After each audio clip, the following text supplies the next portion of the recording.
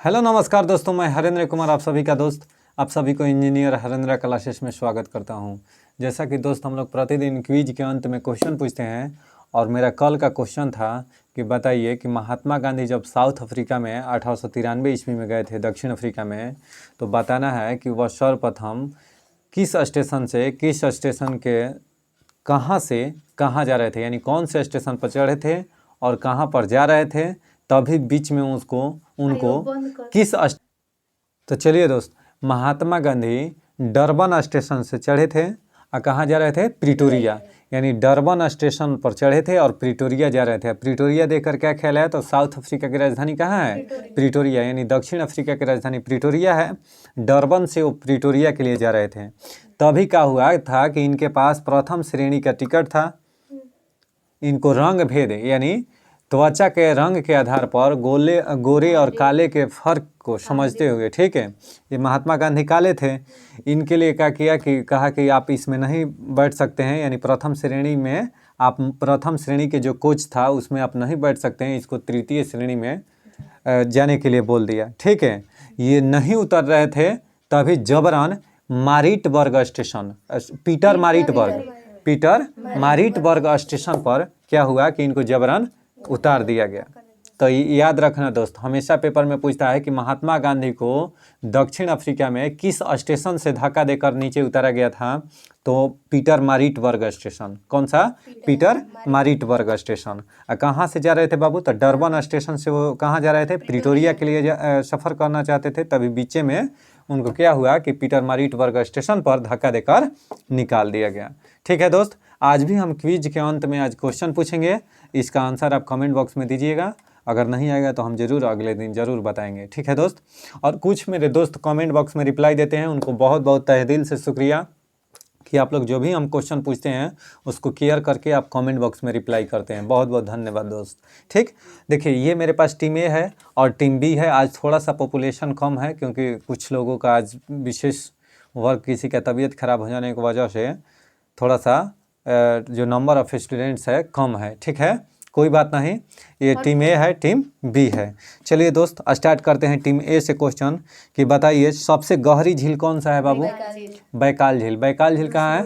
रूस में। यानी बैकाल झील सबसे गहरी झील है और यह कहाँ है? रूस में। ठीक, अब बताइए झील के अंदर झील कौन है? मैनीटू झील। मैनीटू झील कहाँ है बाबू? कनाडा में है। सर्वाधिक ऊंचाई पर स्थित नौकायान झील? टिटिकाका झील। टिटिकाका झील बाबू दक्षिण अफ्रीका में है। कहाँ पर? दक्षिण अमेरिका में है, नॉट अफ्रीका। ठीक है, दक्षिण अमेरिका में है। टिटिकाका झील कहाँ है? दक्षिण अमेरिका में है। ठीक है, यह नौकायान झील है। कोई डाउट? देखिए सबसे बड़ा लैगून झील कौन है? लैगोस डॉस पैटोस। लैगोस डॉस पैटोस सबसे बड़ा क्या है बाबू? तो लैगून है। सबसे बड़ा लैगून कहेगा कि कौन है? तो लैगोआ डॉस पैटोस। कोई दिक्कत है? यह कहाँ है बाबू? तो ब्राज़ील। कहाँ है? ब्राज़ील। कोई दिक्कत? ध्यान से देखना, सबसे ऊंचा जलप्रपात कौन है? Salto angel. हाँ, सबसे ऊंचा जलप्रपात कहिए या झरना कहिए, साल्टो एंजिल है, जो कि कैरोना नदी पर वेनेजुएला में है। वेनेजुएला की राजधानी कराकस। वेनेजुएला की राजधानी कराकस। ठीक है, वेनेजुएला में कैरोना नदी पर साल्टो एंजिल जलप्रपात, जो कि सबसे विश्व के सबसे ऊंचा जलप्रपात है, साल्टो एंजिल जलप्रपात। बताइए सबसे ऊंचा जलप्रपात कौन है? अच्छा, आप लोग साइड था। यानी सबसे ऊंचा जलप्रपात कौन है? ये तो हो गया। सबसे चौड़ा जलप्रपात खोन जलप्रपात। बहुत बढ़िया। यानी सबसे अगर चौड़ा जलप्रपात की बात करें तो कौन है? खोन जलप्रपात। यह कहाँ है बाबू? तो लाओस में। कहाँ पर है? लाओस। ठीक, बताइए सबसे बड़ा जलडमरू कौन है? डेविस जलडमरू। हाँ, जो कि विश्व का सबसे बड़ा या कहिए चौड़ा जलडमरू है। कौन सा? डेविस जल संधि। हम बताए थे कल भी कि कनाडा और ग्रीनलैंड के बीच डेविस जल संधि, कनाडा और ग्रीनलैंड के बीच, ठीक है, विश्व के सबसे चौड़ी जल संधि कौन है? डेविस जल संधि। बड़ी कहिए या चौड़ी कहिए, बात एक ही है। देखिए सबसे संकरा जलडमरू मध्य कौन है? यूनान एवं यूबिया के द्वीप पे। हाँ, यानी सबसे शंकरा जलडमरू मध्य यूनान एवं यूबिया द्वीप के मध्य में एंजिल सागर पर। कौन सा? एंजिल सागर पर। बहुत सुंदर आंसर। बताइए सबसे बड़ा गल्फ कौन सा है? सबसे बड़ा गल्फ मैक्सिको का गल्फ। अगर कहेगा कि गल्फ ऑफ मैक्सिको, सबसे बड़ा गल्फ के बात करें तो मैक्सिको। आप बे ऑफ बंगाल यानी सबसे बड़ा बे कहेगा ना तो कौन हो जाएगा? पश्चिम बंगाल। ठीक है, बंगाल की खाड़ी, बंगाल की कोई दिक्कत? देखिए सबसे विशाल जल संधि कौन है? टाटर जल संधि। हाँ, सबसे विशाल जल संधि टाटार जल संधि रूस एवं सखालिन द्वीप के मध्य है। रूस और सखालिन द्वीप के मध्य है। कौन सा बाबू? टाटार जल संधि। सबसे चौड़ी जल संधि डेविस जल संधि। डेविस जल संधि। डेविस जल संधि कहाँ है बाबू? ग्रीनलैंड और ग्रीनलैंड व बैफिन द्वीप के मध्य है। ग्रीनलैंड और बैफिन द्वीप के मध्य है। वहीं बात है, ग्रीनलैंड और कनाडा भी बोल सकते हैं। बैफिन की खाड़ी वहीं पर है। सबसे ऊंचा पर्वत शिखर कौन है? Mount Everest. कहाँ है बाबू? यह नेपाल में है। यह हिमालय की सबसे ऊंची चोटी है। कोई दिक्कत है? अच्छा सर, माउंट एवरेस्ट की ऊंचाई की बात करें तो 8,848। इसको कहीं कहीं 50 भी अब देखने को मिल सकता है। ठीक है। अच्छा देखिए, माउंट एवरेस्ट पर जून को तेबई कब चढ़ी थी? 1975 में। 1975 में। कोई डाउट? भारत की सबसे ऊंची चोटी कहेगा तो कौन है? भारत की सबसे ऊंची चोटी कहेगा कि कौन है तो केटू है। केटू, ठीक है, यानी गार्डविन अस्टीन इसी को कहते हैं। 8,000 कितना? 611। और कंचनजंगा की ऊंचाई कितनी है बताइए? कंचनजंगा के आप लोग ऊंचाई बताइए। कंचनजंगा 8,611। तब केटू का कितना है? केटू का 8,611 है। कंचनजंगा का ऊंचाई बताइए दोस्त, ये भी 8,000 ही है कुछ। ठीक है। अब बताइए, जो कंचनजंगा है भारत के किस राज्य में है? कंचनजंगा पर्वत सिक्किम में। सिक्किम में कंचनजंगा कहाँ है? सिक्किम में। बहुत बढ़िया। ठीक, कंचनजंगा सिक्किम में है। वह कौन सा ऐसा देश है, सॉरी, वह कौन सा ऐसा राज्य है भारत का जो 3 देशों से सीमा साझा करता है? तो कौन है? सिक्किम। चीन से, भूटान से और नेपाल से, तीनों देश से सीमा साझा करता है। कौन बाबू? सिक्किम। कोई दिक्कत है? आइए, सबसे ऊंचा पर्वतमाला कौन है? हिमालय। किस तरफ था? सबसे ऊंचा पर्वतमाला हिमालय है। ठीक, यह हिमालय जो है कौन सा पर्वत है बाबू? नवीन पर्वत है। कौन सा? नवीन पर्वत है। ये भी पूछता है। बताइए, सबसे लंबी पर्वतमाला कौन है? एंडीज पर्वतमाला, दक्षिण अमेरिका में, एकदम किनारे, चिली साइड में ये सब है। कौन सा सबसे लंबी पर्वतमाला? एंडीज पर्वतमाला। ठीक। सबसे ऊंचा पठार कौन है? पामीर का पठार। पामीर का पठार कहाँ है बाबू? तिब्बत में। पामीर का पठार, जिसे रूफ ऑफ द वर्ल्ड कहते हैं, विश्व की छत किसे कहते हैं? पामीर के पठार को। पठार एक्चुअली होता क्या है बाबू? तो देखो, पठार क्या है कि नीचे से पतला जाएगा, ऊपर जाकर समतल हो जाएगा, उसी को पठार कहते हैं। जैसे नीचे से जाएगा पतला और ऊपर जाकर समतल हो जाएगा, इसी को क्या कहेंगे? पठार कहेंगे। सबसे नीची पहाड़ी कौन है? बुकिट टॉम्सन। यानी सबसे नीची पहाड़ी की बात करें तो कौन है बाबू? बुकिट टॉम्सन। कहाँ है? तो ब्रुनेई में। कहाँ पर है? ब्रुनेई में। ठीक है। सर्वाधिक ऊंचा ज्वालामुखी कौन है बाबू? Mount Cotopaxi. माउंट कोटोपैक्सी कहाँ है बाबू? इक्वाडोर में। इक्वाडोर कहाँ है? तो दक्षिण अमेरिका में। इक्वाडोर की राजधानी पूछ देगा तो क्विटो। इक्वाडोर की राजधानी क्विटो। यानी सर्वाधिक ऊंचा ज्वालामुखी कहेगा तो माउंट कोटोपैक्सी इक्वाडोर में है। इक्वाडोर की राजधानी क्विटो है। इक्वाडोर किस महाद्वीप में है? तो दक्षिण अमेरिका महाद्वीप में है। ठीक। सबसे विशाल ज्वालामुखी? मौना लोआ। सबसे विशाल ज्वालामुखी कौन है बाबू? मौना लोआ ज्वालामुखी। कहाँ है बाबू? तो हवाई द्वीप में। कहाँ है? हवाई द्वीप में। हवाई द्वीप की राजधानी कहाँ है? होनोलुलु। हवाई द्वीप की राजधानी होनोलुलु। होनोलुलु किस द्वीप पर है? ओआहू द्वीप पर। होनोलुलु किस द्वीप पर है? ओआहू द्वीप पर। देखिए, होनोलुलु जो है हवाई द्वीप में ही, ठीक है, कौन सा है? बेरिंग जल संधि।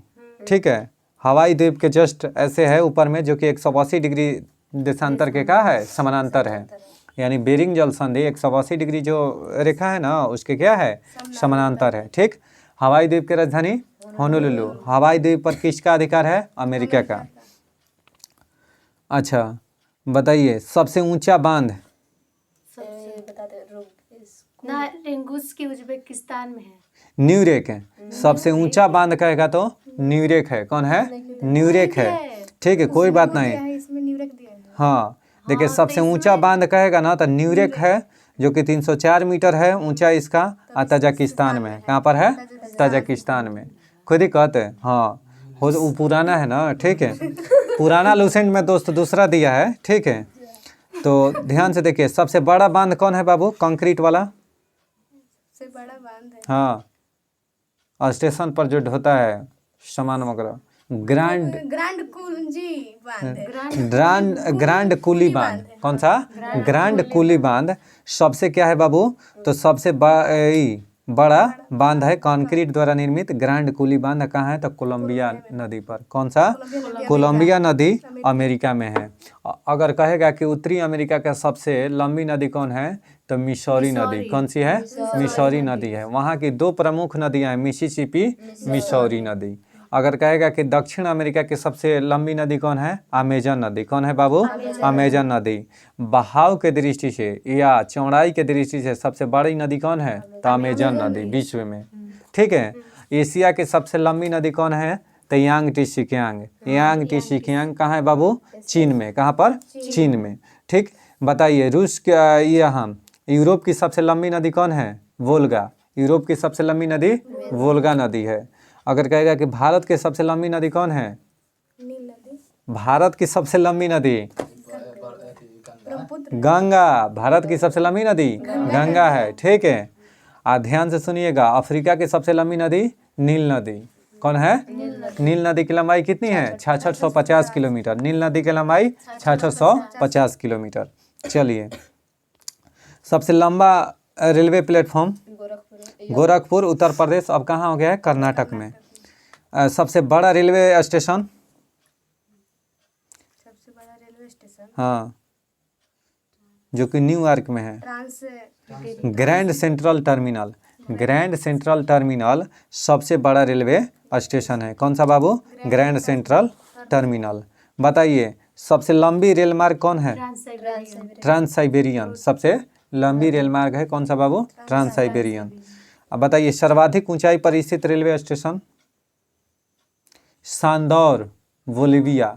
सांदौर, बोलिविया सबसे सर्वाधिक ऊंचाई पर स्थित रेलवे स्टेशन है। याद रखिएगा, बोलिविया की राजधानी लापाज, यहीं पर है सांदौर रेलवे स्टेशन। यह सबसे विश्व में सबसे अधिक ऊंचाई पर स्थित रेलवे स्टेशन है, ठीक। सबसे बड़ी रेलवे सुरंग कौन सा है बाबू?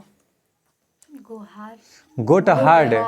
सबसे लंबी रेल सुरंग कौन है? गोटहार्ड। कहाँ है? तो स्विट्जरलैंड में। स्विट्जरलैंड की राजधानी कहाँ है? बर्न। स्विट्जरलैंड की राजधानी बर्न, ठीक है। ल्यूसाने स्विट्जरलैंड में क्या है? अंतर्राष्ट्रीय ओलंपिक संघ का मुख्यालय है। स्विट्जरलैंड के ल्यूसाने शहर में क्या है बाबू? तो अंतर्राष्ट्रीय ओलंपिक संघ के क्या है? मुख्यालय है। अंतर्राष्ट्रीय ओलंपिक संघ की स्थापना कब हुआ था? 23 जून 1896 को। 1896 को। खुद ही कहते हैं। आइए, सबसे बड़ी मस्जिद कौन सी है? सबसे बड़ी मस्जिद? मस्जिद अल हराम। मस्जिद अल हराम मक्का, सऊदी अरब में है। यानी सबसे बड़ी मस्जिद कहेगा तो कौन सी है बाबू? कौन है? चलिए दोस्त देखिए, सबसे बड़ी मस्जिद कहेगा तो मस्जिद अल हराम। मस्जिद अल हराम कहाँ है बाबू? तो मक्का और सऊदी अरब में। कहाँ है? मक्का, सऊदी अरब में। ध्यान से सुनिएगा, जो अंतर्राष्ट्रीय ओलंपिक का स्थापना हुआ था ना 23 जून 1894 को दोस्त हुआ था, जो कि 1896 बोल दिए थोड़ा सा पहले, ठीक है। 23 जून 1894 को अंतर्राष्ट्रीय ओलंपिक समिति का स्थापना हुआ था। इसका मुख्यालय कहाँ है? तो ल्यूसाने स्विट्जरलैंड में। ल्यूसाने स्विट्जरलैंड में है, ठीक। अब बताइए सबसे ठंडा प्रदेश कौन है? बताइए सबसे ठंडा प्रदेश? वोस्टॉल, अंटार्कटिका में। कहाँ पर है बाबू? अंटार्कटिका में है। एशिया का सबसे बड़ा रेगिस्तान कौन है? गोबी। कहाँ है? मंगोलिया में। यानी एशिया का सबसे बड़ा रेगिस्तान कहेगा तो गोबी। अगर पूछेगा कि विश्व का सबसे बड़ा मरुस्थल कौन है? तो अंटार्कटिका। कौन है? अंटार्कटिका। विश्व का सबसे बड़ा मरुस्थल कह देगा तो अंटार्कटिका है। विश्व का दूसरा सबसे बड़ा मरुस्थल कौन सा है? आर्कटिक। कौन है? आर्कटिक। आर्कटिक है, ठीक है। अगर पूछेगा कि विश्व का सबसे बड़ा गर्म मरुस्थल कहेगा ना, तब कौन होगा? सहारा। अफ्रीका में है। कहाँ पर बाबू? सहारा अफ्रीका में। कोई दिक्कत है? कोई डाउट नहीं ना है? यानी ध्यान से सुनना गाइज, आप लोग भी समझ रहे होंगे कि नहीं तो मास्टर गलती पढ़ा रहा है। नहीं भाई देखो, अगर इसलिए ना कि ठंडा या गर्म का जब भी जिक्र नहीं ना हो, अगर पूछेगा कि विश्व का सबसे बड़ा मरुस्थल कौन सा है, तो आपको मारना है अंटार्कटिका। काहे कि अंटार्कटिका जो है ना बिल्कुल बर्फ से ढका हुआ है, बर्फ ही बर्फ है। ठीक है, तो ठंडा और गर्म जब से डिनोट करना करे दोस्त, तो आपको मरुस्थल के डिफिनीशन क्या होता है कि जहाँ पर बंजर हो, बिल्कुल कोई कुछ चीज़ ना हो, उसमें कोई भी पेड़ पौधा ना हो, वही ना मरुस्थल के श्रेणी में आता है। तो उसको डिजर्व करता है कौन? अंटार्कटिका भी। जो डिफिनीशन है अकॉर्डिंग टू डिफिनीशन वो भी डिजर्व करता है अंटार्कटिका। इसलिए अगर पूछे कि सबसे बड़ा मरुस्थल अगर कह देगा या रेगिस्तान, तो आपको मारना है कौन सा? अंटार्कटिका। दूसरा सबसे बड़ा कह देगा तो आर्कटिका, कहें कि ऊपर में खाली बर्फे बर्फ। अच्छा, अगर कहेगा कि विश्व का सबसे बड़ा गर्म मरुस्थल कह देगा ना, तब सहारा मारना है। या कंडीशन अगर डाल दे कि कोई गर्म या ठंडा ना दे, उसमें सहारा है अंटार्कटिका नहीं है, तो आपको मारना है कौन सा? सहारा ही मारना है। समझ में आ रहा है ना? कोई दिक्कत? एशिया का कहेगा तो गोबी मरुस्थल। एशिया का गोबी मरुस्थल कहाँ है? हो तो मंगोलिया में है। मंगोलिया और चीन के सीमा पर है। कोई दिक्कत? मंगोलिया में जनरली है। ठीक है, थार मरुस्थल कहाँ है बाबू? भारत में। थार मरुस्थल को क्या कहते हैं बाबू मेरा? थार मरुस्थल को क्या कहते हैं? पाकिस्तान में ना।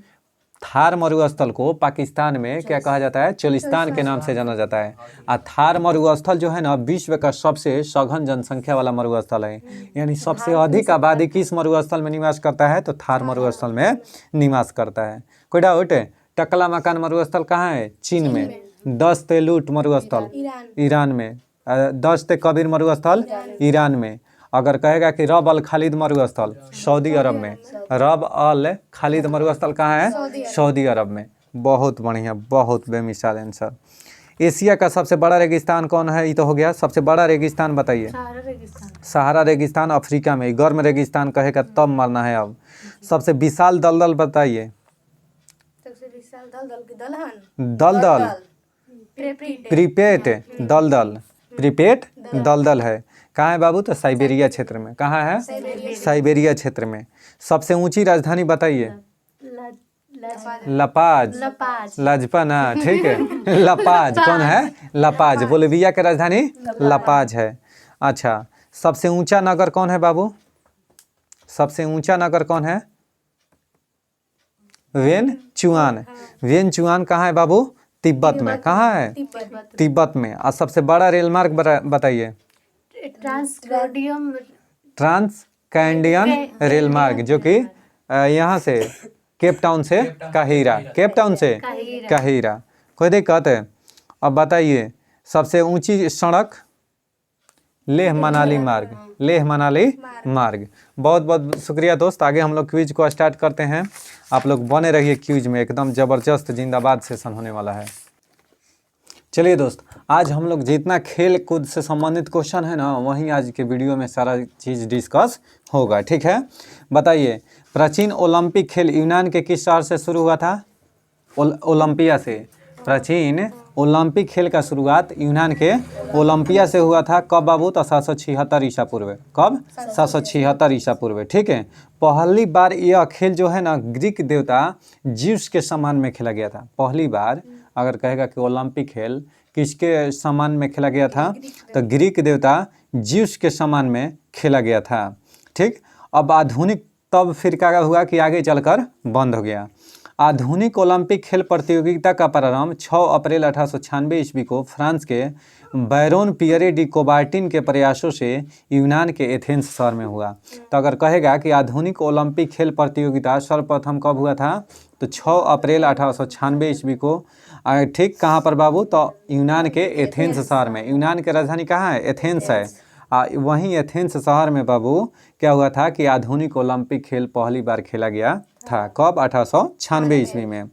अगर बात करें कि सर अंतर्राष्ट्रीय ओलंपिक संघ की समिति का स्थापना कब हुआ था, तो अंतर्राष्ट्रीय ओलंपिक समिति का स्थापना 23 जून 1894 को हुआ था। इसलिए प्रतिवर्ष 23 जून को अंतर्राष्ट्रीय ओलंपिक दिवस मनाया जाता है। ठीक है, अब देखिए प्रथम शीतकालीन ओलंपिक खेल का आयोजन 1924 में चमोनिक्स यानी फ्रांस में हुआ था।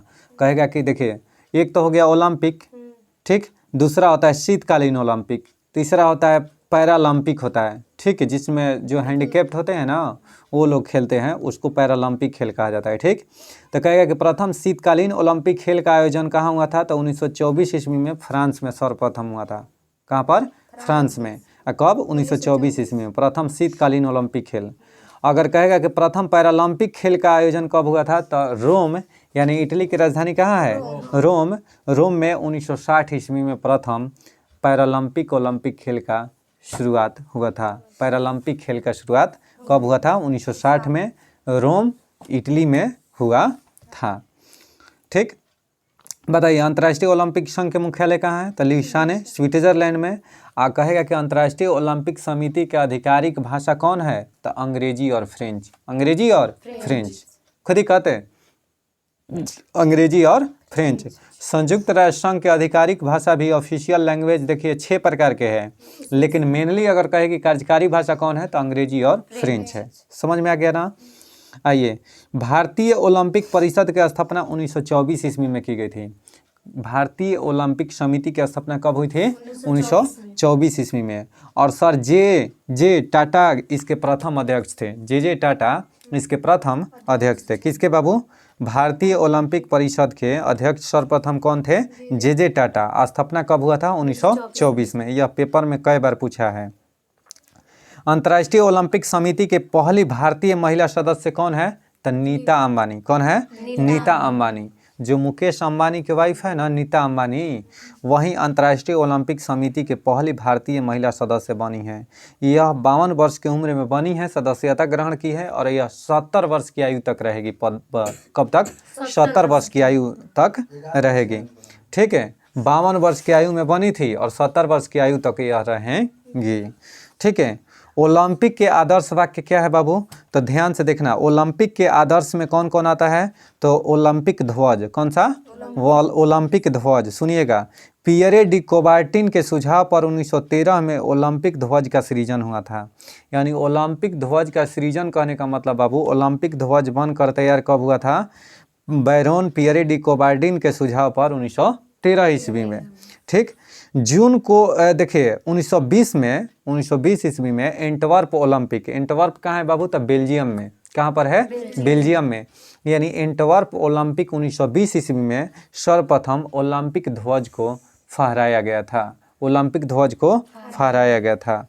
अब ओलंपिक ध्वज सर, ओलंपिक जो ध्वज है बाबू, वे श्वेत सफ़ेद वाला क्या होता है? उसका जो पृष्ठ होता है वह सफ़ेद होता है। उसका पृष्ठ क्या होता है? सफ़ेद होता है। और उसके पृष्ठ पर 5 महाद्वीप का चित्र 5 रंग से रंगीन होता है और 5 महाद्वीप का प्रतीक है। क्या बोला मैं? ध्यान से सुनिएगा। जो ध्वज होता है, जो अंतर्राष्ट्रीय ओलंपिक होता है ना, उसके ध्वज पर उसका जो पृष्ठ होता है, यानी जो सतह होता है, वह सफ़ेद होता है। उस पर 5 रंग से चित्रण किया रहता है। अब पाँचों रंग जो है ना, 5 महाद्वीप को प्रतीक करता है, प्रतिनिधित्व करता है। जैसे सर बात करें कि सबसे पहले उत्तरी अमेरिका, दक्षिणी अमेरिका दोनों का प्रतिनिधित्व करता है लाल रंग से। किससे? लाल रंग से उत्तरी और दक्षिणी अमेरिका को, ठीक। उसके बाद में यूरोप को आइएगा तो यूरोप को नीला से, यूरोप को नीला से। अच्छा सर, एशिया को पीला से, एशिया को पीला से। अफ्रीका को काला से, अफ्रीका को काला से। ऑस्ट्रेलिया को हरा से, ऑस्ट्रेलिया को हरा से। समझ में आ गया ना दोस्त? यानी यह 5 महाद्वीप का प्रतिनिधित्व करता है, 5 रंग, ठीक है। अगर आपको यह याद ना हो तो कृपया करके वीडियो फिर पीछे करके देख लीजिए, क्योंकि हमेशा पेपर में पूछा करता है कि पीला रंग जो अंतर्राष्ट्रीय ओलंपिक जो ध्वज होता है, उसमें पीला रंग किसका प्रतिनिधित्व करता है? तो एशिया महाद्वीप को, हरा ऑस्ट्रेलिया को। बहुत बहुत बढ़िया, ठीक। देखिए, अगर बात करें कि ओलंपिक का उद्देश्य, ओलंपिक का उद्देश्य क्या है? तो 1897 ईस्वी के फादर डिडोन द्वारा रचित सीटियस अल्टियस और फोर्टियस को इसका ओलंपिक के उद्देश्य के रूप में शामिल किया गया। अब सर सीटियस अल्टियस और फोर्टियस है क्या? तो इसका अर्थ होता है कि सबसे तेज, ऊंचा और बलवान।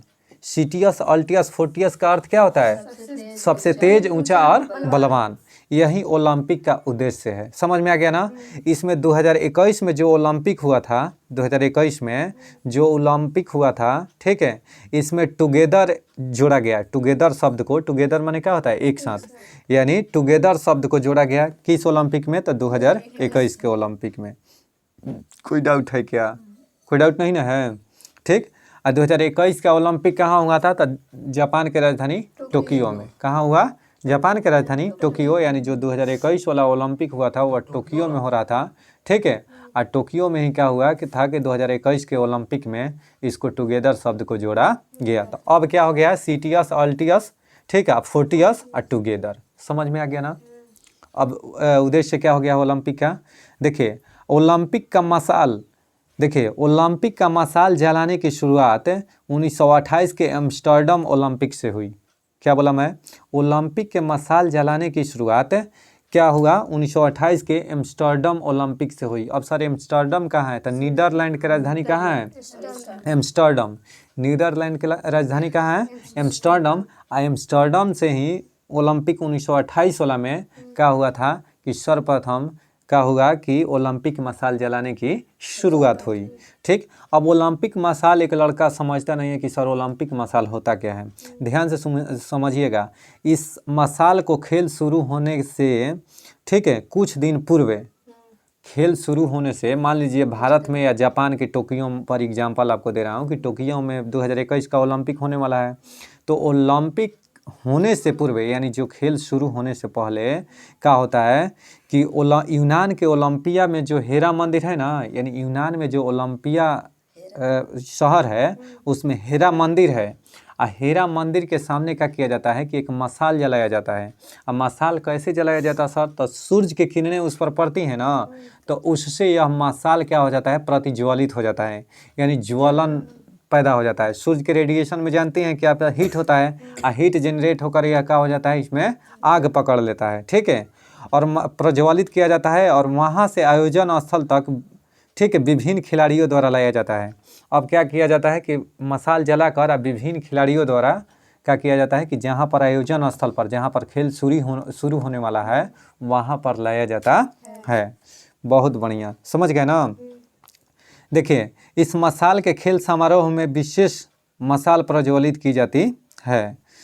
ओलंपिक पदक सुनिएगा, ओलंपिक खेलों में पदक, ओलंपिक खेल में पदक।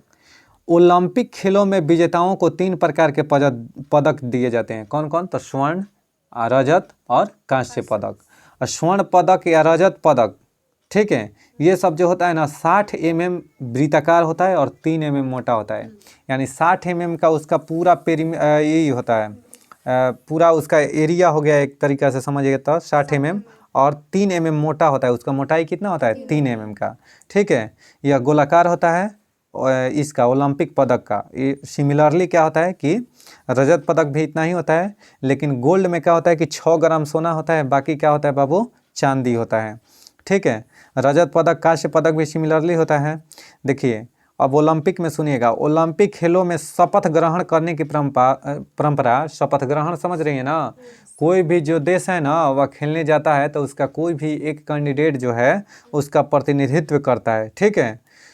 कोई एक जो है उसका प्रतिनिधित्व करता है तो वह शपथ लेता है। तो ओलंपिक खेलों में शपथ ग्रहण करने की परंपरा 1920 ईस्वी के एंटवर्प ओलंपिक से प्रारंभ हुई।